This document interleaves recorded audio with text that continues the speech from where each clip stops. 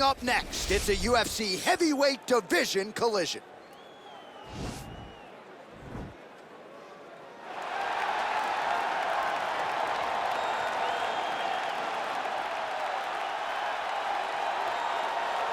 All right, so here he is, the heavyweight hopeful, Aleksei Oleinik. And don't let the aesthetic fool you, DC. This is a very dangerous man, not just with the submissions, also packs some pop in his hands as well. Yes, he packs pop in his hands, but it all boils back to that combat sambo background. Yeah. World Combat Sambo champion, but he uses that sambo to get you to the mat and wrap you within his web of tricks. You get caught with Ezekiel chokes and all kinds of other submissions. If you are on the ground for an extended period of time with Aleksei Oleinik, you are under constant duress. You are constantly in danger. And history is going to look back fondly at this body of work. He will probably retire with north of 60 professional MMA wins. We'll see if he can get the job done here tonight. Well, this is about as decorated a kickboxer as has come into this division in some time, DC. And if we get a kickboxing match tonight, he ain't losing. He is a championship-level kickboxer, a guy that can stand in the pocket and trade and kick and punch with anyone. He's constantly throwing things from as close as you can get. He's comfortable throwing leg kicks. He will drive knees into your body. But it's the aggressiveness and the ability and willingness to stand in the pocket and trade that makes him truly, truly special. I think that is what separates kickboxers, the high level from everyone else. He understands distance as well as any striker in this division. Of course, that is a byproduct of a lifetime of repetitions in the kickboxing space. Our tail of the tape for this, our main event of the evening. More than a decade separates these two fighters when it comes to the age, with similar height and reach. All right, we send it inside the octagon to the veteran voice, Bruce Buffer. Ladies and gentlemen, this is the main event of the evening. When the action begins, our referee in charge of the octagon, Dan Mergliata. And now, this is the moment UFC fans around the world have been waiting for. Live from the sold-out United Center in Chicago, Illinois. It's time! 5 rounds in the UFC heavyweight division. Introducing first, fighting out of the blue corner. This man is a wrestler holding a professional record of 59 wins, 15 losses, and 1 draw. He stands 6 feet 2 inches tall, weighing in at 240 pounds. Fighting out of Moscow, Russia, Aleksei the Boa Constrictor Oleinik. And now introducing his opponent, fighting out of the red corner. This man is a kickboxer, holding a professional record of 8 wins, no losses. He stands 6 feet 4 inches tall, weighing in at 247 pounds. Fighting out of Paris, France.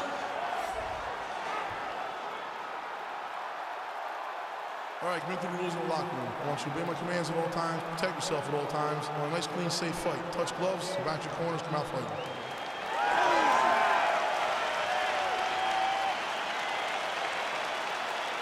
You ready? Are you ready?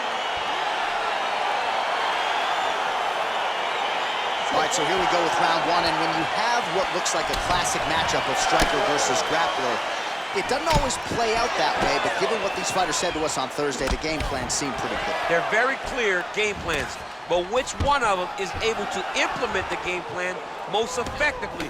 The grappler will try to get forward, get close, try to secure takedowns. He's even willing to pull guard to make sure that he is in the grappling situation.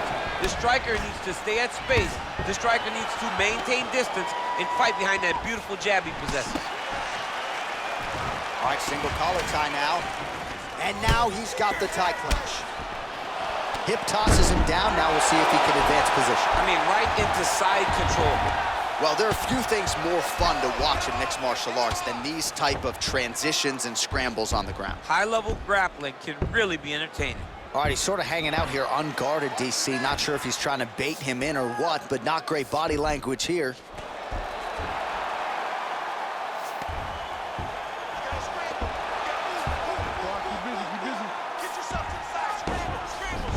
A lot of top pressure being applied here as he works out of side control.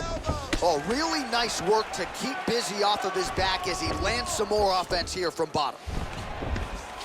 Scramble and go! Scramble! All right, dominant position for him here, full mount. If you're the bottom fighter, better start moving those hips, DC. Oh, you got to start moving those hips. What you should do initially, right, is start to push at the knees. Push at the hips, create some distance, shrimp, and try to recollect half guard. Half guard sucks, but it's much better than being mounted fully by your opponent. Oh, his opponent squirming like a fish out of water now. The ground and pound is on point. This could very well be the beginning of the end. This could be the beginning of the end. We've seen some really good ground and pound fighters. This young man is as good as any we've ever seen.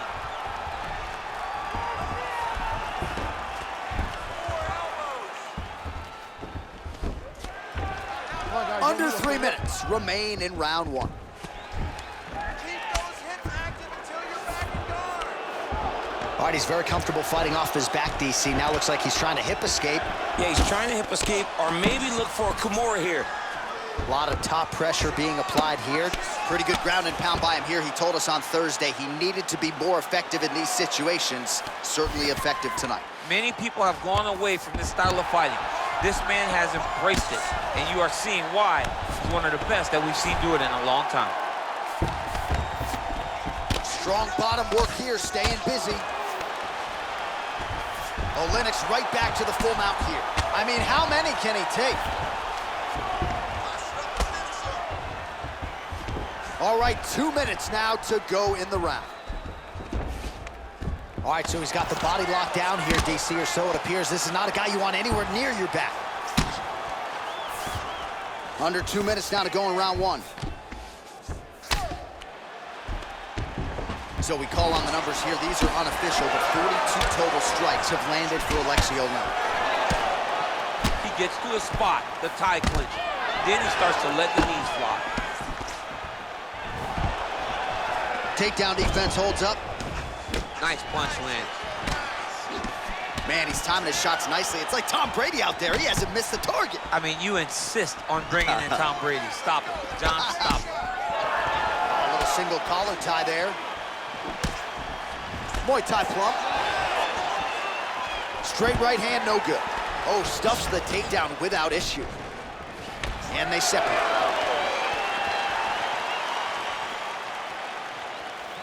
Let me see that hook now. Final minute.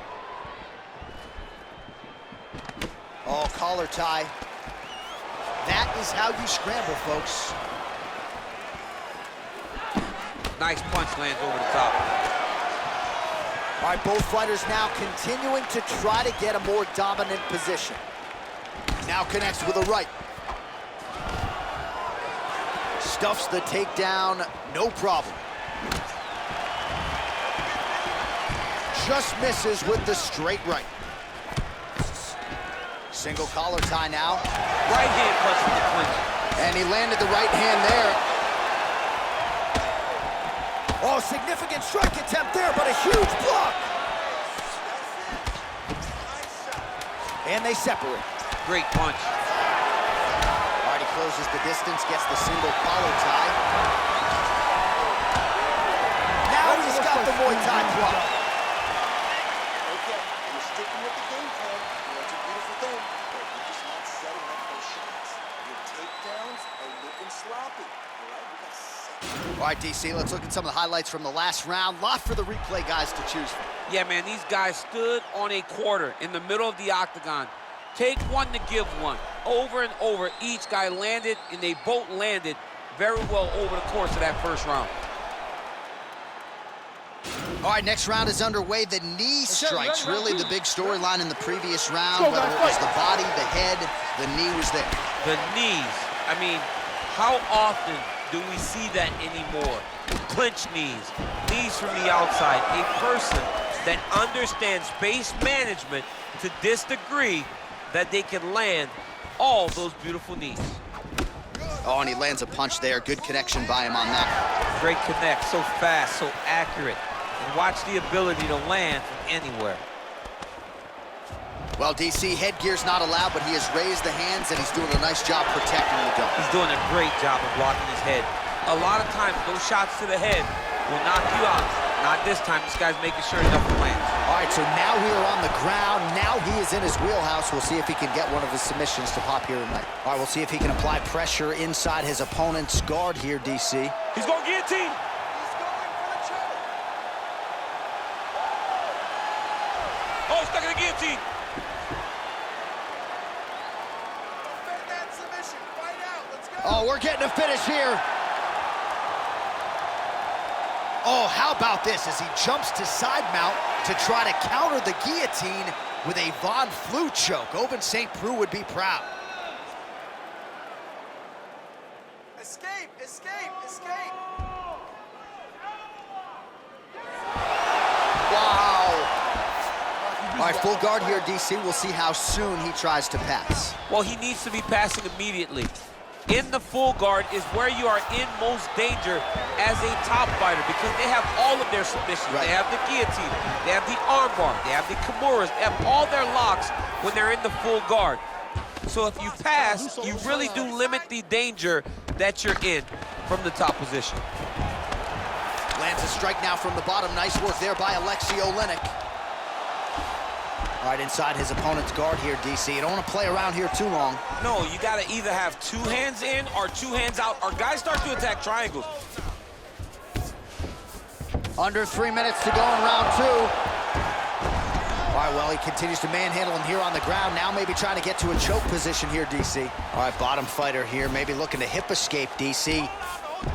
All right, dominant position here. He's got the full mount. A lot of different ways he can go here. Maybe try to find an arm bar or just get the ground and pound. He can attack submission, but those submissions will present themselves once he is landing that brutal ground and pound he is known for. Because then his opponent will start to get a little bit desperate to get out from under him, which will then in turn leave arms dangling, or he'll turn to his knees and get choked out.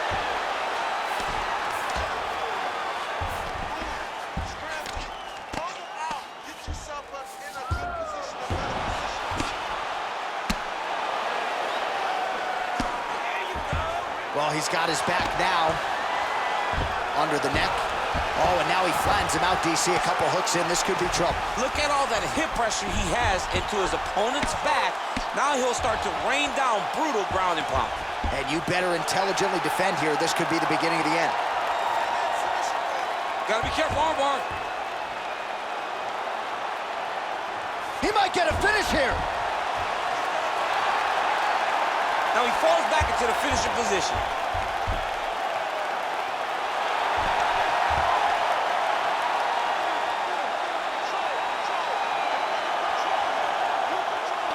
There's the tap. Holy smokes! Yeah, great job executing the submission in that fight. Really strong work. You can see the years of repetitions in the gym to set it up and ultimately get the tap there.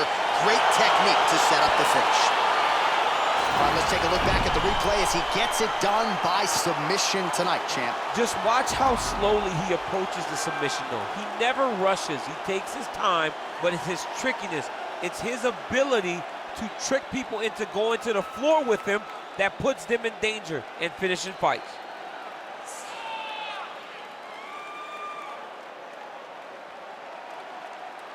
So a seminal moment for this fighter here tonight as he gets the win by submission. Huge victory in his career, and it'll be very interesting to see how they matchmake him moving forward. Ladies and gentlemen, referee Dan Murgliana's going to stop to this contest at 3 minutes, 38 seconds of round number 2. Declaring the winner by tap out due to an armbar, Aleksei the Boa Constrictor Oleinik. All right, so there he is, all smiles, and rightfully so after he gets the job done by submission tonight. You told me off the air before the fight that he was going to submit him, and that's exactly what happened, man. I mean, you know, this guy has such a great submission game that you cannot lay in his guard. And his opponent is known to lay in the guard. He made him pay for it tonight and got the submission victory.